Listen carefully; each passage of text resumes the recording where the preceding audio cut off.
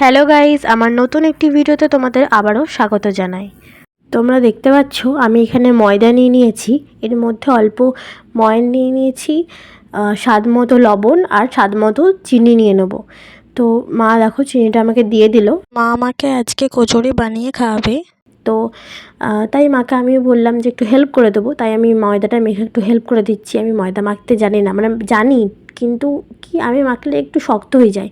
তাই মা আমাকে আজকে বললো যে তুই এখানে সামনে দাঁড়া, তো তোকে শিখিয়ে দেবো। তো মাও আমাকে শিখিয়ে দিচ্ছে আর আমিও মেখে নিচ্ছি, আর তোমাদেরকেও একটু ভিডিওতে দেখিয়ে নিচ্ছি। এই যে আমার ময়নটা ভালোভাবে মাখানো হয়ে গেছে। আর দেখো এই যে এরকমভাবে একটু চেপে দেখলে যখন দেখবে ডালা ডালার মতো হচ্ছে, আবার ভেঙে দিলে ভালোভাবে গুঁড়োটা বেরিয়ে যাচ্ছে, এরকম যদি হয় তাহলে ভাববে ভালোভাবে এটা মাখা হয়ে গেছে। এবার জল দিয়ে মাখতে আরম্ভ করব। আমি যেহেতু জানি না রান্নার ব্যাপারে অনেক কিছুই, তো জানি কিছুটা জানি আর কিছু কিছু জানি না, সেগুলো আমি মায়ের থেকে শিখে নেবো। যেমন এটা শিখে নিলাম। তো চলো এক এক করে এবার সব বানাবো, তোমাদেরকে দেখাবো।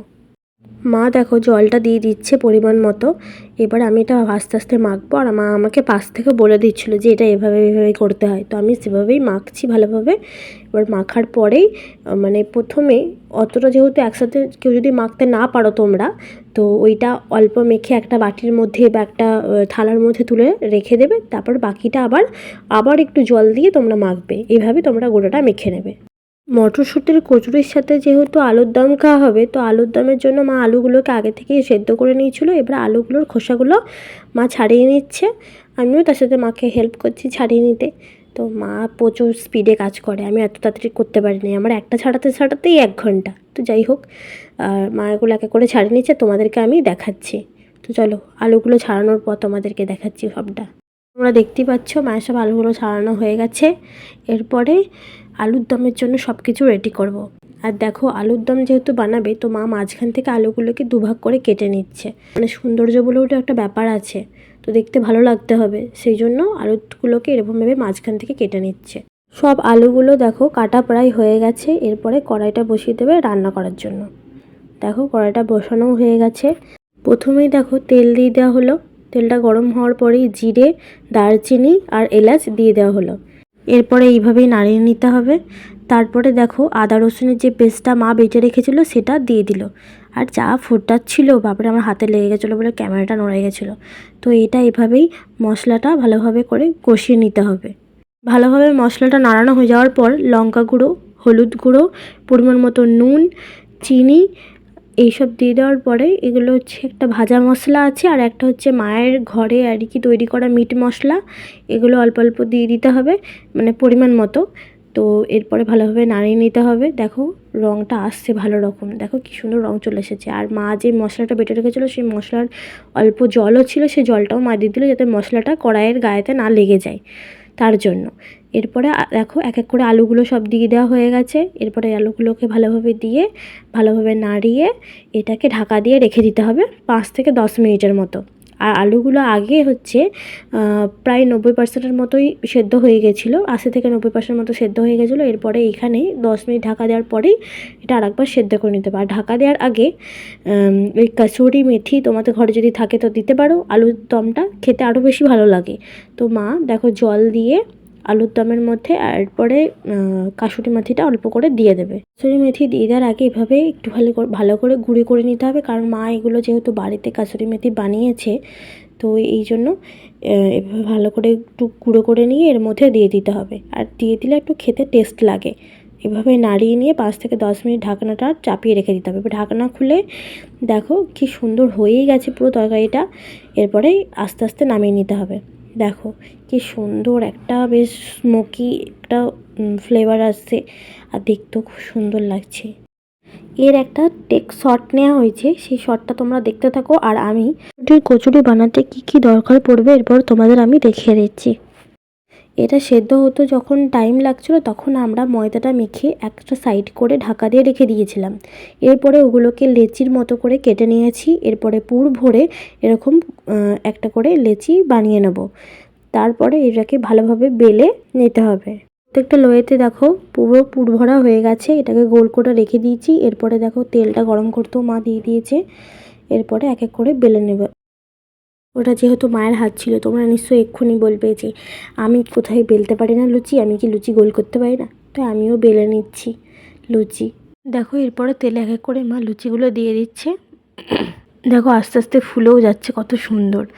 আর লুচি ফোলানোর টেকনিক যদি করতে হয়, মানে ভালোভাবে যদি লুচি ফোলাতে হয়, তাহলে এরকমভাবে টেকনিকটা তোমরা ইউজ করতে পারো, খুব সুন্দরভাবে লুচিটা ফোলে। যাই হোক, প্রথমেরটা একটু হলেও বাকিগুলো দেখো অনেক বড় বড় লুচিগুলো ফুলেছে, কত সুন্দর। তো চলো এবার প্লেটে সার্ভ করব, তোমাদেরকে সেটা দেখাবো। দেখো মা প্লেটে দিয়ে দিচ্ছে, আমি সেটা ভিডিও বানাচ্ছি। লুচির পুর যেহেতু একটু বেশিই ছিল, তাই লুচিগুলো খেতেও খুব সুন্দর লাগছিল। দেখো লুচিটা আমি তোমাদেরকে ছিঁড়ে দেখাচ্ছি, কতটা ভেতরে দেখো পুর দেওয়া আছে। দেখো দেখাচ্ছে তোমাদেরকে, দেখো কতটা ভেতরে পুর দেওয়া আছে। তোমরা অবশ্যই আমাকে কমেন্ট বক্সে জানাবে তোমাদের কার কার এরকম মটরশুঁটির কচুরি দিয়ে আলুর দম খেতে ভালো লাগে বা আদার্স তরকারি খেতে ভালো লাগে। তোমরা অবশ্যই কমেন্ট বক্সে জানাবে। আর আমার তো এরকম কচুরি দিয়ে তরকারি বলতে আলুর দমটা খেতেই বেশি ভালো লাগে। আর এটা যেহেতু শিবরাত্রির আগের দিন রাতে, তো এটা পরের দিন হচ্ছে শিবরাত্রি। দেখো আমি সকালবেলা ছাদে চলে এসেছি, এবার আমি পুজো দেব। আর মা আর বোনের যেহেতু শরীরটা একটু খারাপ, তো আমি একাই পুজো দেবো। এখানে ফুল গাছগুলো দেখো কত সুন্দর ফুলগুলো ফুটেছে। আর সাদা দেখো ফুল, 3টে জবা ফুল ফুটেছে সাদা, দারুণ। আর হোয়াইট কালারের তো জবা ফুলগুলো আরও সুন্দর দেখতে লাগছে। আর গোলাপ ফুলটা দেখো কত সুন্দর, গোলাপ ফুলটা, গোলাপ ফুল আরও মনে হয় 2-3টে ফুটেছে। শিবরাত্রি বলতে আমি সেরকম কিছু উপোস টুপোস করিনি, নর্মালি ঘরে ঠাকুরকে আমি জল দিয়ে দিয়েছিলাম। আর আমি সেরকম উপোস টুপোস করিনি, কারণ আমি মানে যতবারই উপোস করি ততবারই নয় আমার কিছু একটা হয়ে যায়, আমি সেই উপোসটা ভাঙতে পারি না। মানে কিছু না কিছু বাধা আমার ঠিক পড়েই। তো আমি 3 বছর করেছিলাম, তারপর থেকে আমি আর করিনি কো। তো আমি নর্মালি ঘরে ঠাকুরকে জল দিয়ে দেবো। আমি এবার পুজো দিয়ে নেব, আর তোমাদের সাথে একদম সন্ধ্যাবেলা দেখা করছি। সন্ধ্যাবেলা হয়ে গেছে আর আমি রেডিও হয়ে গেছি বাইরে বেরোনোর জন্য। মায়ের সাথে যাব আমি, তো একা একা মা আমাকে ছাড়বে না, তো মায়ের সাথে আমি যাব। আর প্রথমত আমি রেডি হয়ে গেছি, একটু মেকআপও করে নিয়েছি। বাইরে বেরোবো, একটু মেকআপ না করলেও হয় না। তো দেখো আমি আমাদের বর্ধমানের মোড়ে শিবতলায় আমি গেছিলাম, ওখানে আরতি হচ্ছিলো। আর এত ভিড় ছিল যে কীভাবে আমি ভিডিও বানিয়েছি শুধুমাত্র আমিই জানি। বিশ্বাস করবে না, মন্দিরটার সামনে এত লম্বা লম্বা, অনেক লম্বা লম্বা লোকগুলো এমন ভিড় করে দাঁড়িয়ে আছে। আমি ছোট একটা মানুষ, কী করে হাত পাই ওই লম্বা লোকের মাথার ওপর দিয়ে আমি ভিডিও বানিয়েছি শুধুমাত্র তোমাদের জন্য, তোমাদেরকে দেখাবো বলে। এখান থেকে নিশ্চয়ই তোমরা ভালোভাবে মোটা শিবকে দেখতে পাচ্ছ না, তাই আমি তোমাদের জন্য পাশে একটা ফটো দিয়ে দিয়েছি, তোমরা দেখে নিতে পারো ওখানেই। আর এই যে আরতিটা হচ্ছে, আরতির সিনটা তোমরা দেখো। আর এত ঠেলাঠেলি হচ্ছিলো যে কীভাবে আমি ভিডিও বানিয়েছি শুধুমাত্র সত্যি আমি জানি। প্রচণ্ড ঠেলাঠেলি হচ্ছিলো, মানে একদম চেপে দিয়েছিল আমাকে, বাজে অবস্থা হয়ে গেছিলো।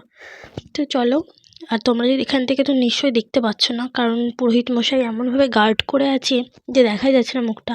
দেখো যেভাবে ভিডিওটা হয়েছে তোমরা এখান থেকে মানে দেখতে পাবে না, তো তোমাদের জন্য আমি ভালো করে একটা ফটো তুলে রেখেছি, সেই ফটোটাও তোমাদের আমি এখানে দিয়ে দিয়েছি, তোমরা দেখে নাও। দুপুরবেলাতে যখন আমি ঘুমোচ্ছিলাম তখন মা বাবার সাথে বাজার গেছিলো কিছু জিনিস কেনার জন্য। একটা আন্টি আছে, তাদের জন্য ব্লাউজের কটা ছিট নিয়ে এসেছে, তোমাদের আমি সেগুলো দেখাবো। আর এই যে জামাটা দেখতে পাচ্ছ, এই জামাটা হচ্ছে আমার বোনের। এই ছিটটা মা প্রায় পুজোর সময় কিনে রেখেছিল। কুর্তি, এই কুর্তিটা মা নিজে হাতে বানিয়েছে দেখো। আর বুনি এটা পরেও দেখাবে তোমাদেরকে, আমি দেখাবো সেটা। এই কুর্তিটা মা বানিয়েছে, সেটা তোমাদের আমি দেখালাম। মানে যেদিনকে আমি ভিডিওটা করেছি সেদিনকেই মা বানিয়েছিল, একদম নতুন বানিয়েছিল। আর আমার মা সেলাইয়ের কাজ ভালোই জানে।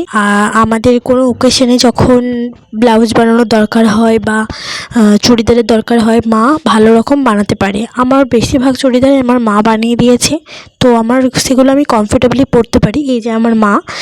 আর এই যে ব্লাউজ পিসগুলো তোমরা দেখছো, এই ব্লাউজ পিসগুলো আমাদের বাড়িরই একটা আন্টি এগুলো মাকে বানাতে দিয়েছে। আর আমার মা প্রায় সব রকমেরই ব্লাউজ বানাতে পারে।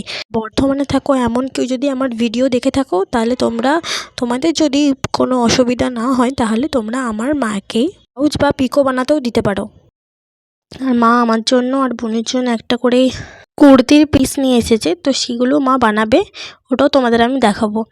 মা বানানোটা হয়তো আমি দেখাতে পারবো না, কারণ আমি বাইরে থাকি।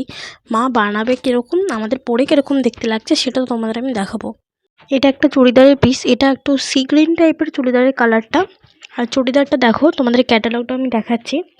জানি না এটা কার ভাগ্যে আছে, যারই ভাগ্যে হচ্ছে ভালো আছে জিনিসটা। আর এটা মানে ভাগ্য বলতে কি, আমি আমার বোনের কথা বলছি, দুজনের কথাই বলছি আর কি। চুড়িদারের পিসটা অনেক দেখতে সুন্দর আছে। এটা বুনিও নিতে পারে, আমিও নিতে পারি, কোনো কিছু ঠিক নেই এখনো পর্যন্ত। এটা দুজনের মধ্যে দুজনকেই খুব ভালো লাগবে। জানি না আমাকে কেমন লাগবে, আমার বোনিকে খুব ভালো লাগবে। এইটা ওড়না। আর এই যে পিসের ভেতরটাও তোমাদের দেখাচ্ছে, দেখো কি ভেতরটাও এমব্রয়ডারির সে একদম কাজ করা আছে, বেশ ভালো।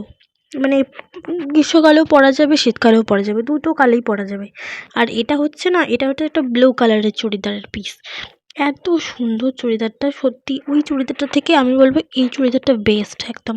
এত সফট, এটা গ্রীষ্মকালে ভালোভাবে পরা যাবে, এটা কোনো প্রবলেম হবে না। এই কুর্তিটা বা চুড়িদার তোমরা যেটাই বলো না কেন, তো ওটা পরলে কোনো অসুবিধাই হবে না, এত সফট আছে কি বলবো। আর এটা ব্ল্যাক কালারের একটা ওড়না আছে জড়ি দেওয়া, আর একটা ব্ল্যাক কালারের প্যান্টের ছিট আছে। এবারে আমি লেগিংসও পরতে পারি। আমি সব বেশিরভাগ মা যা চুড়িদার আমাকে বানিয়ে দেয় সেগুলোর সাথে আমি লেগিংসই পরি, কারণ লেগিংসটাই আমার কমফোর্টেবল লাগে। বাকি আমি কোনো বানানো চুড়িদারের প্যান্ট বলতে আমি শুধুমাত্র পাটিয়ালাটাই পরি। প্লিজ তোমার পিছন দিকের একদম নোংরা জিনিসটাকে অ্যাভয়েড করো। আর আমার বুনিকে দেখো, এটা ওয়াও, এটা আমার পকেট দেওয়া একটা কুর্তি। এটা আমার বুনির জন্য মা বানিয়ে দিয়েছে। তো এটাও পরেছে, ওকে আমি জিজ্ঞাসা করছি কেমন হয়েছে, ও বলছে দারুণ হয়েছে, ওর পছন্দ হয়েছে কুর্তিটা। আর এই কুর্তিটা যেহেতু পকেট দেওয়া, কুর্তিটা বুনির ফিটিংসও হয়েছে, ভালোভাবে পরেওছে। আজকের জন্য এতটুকুই। আর দেখা হবে অন্য একটা ভ্লগে। টাটা।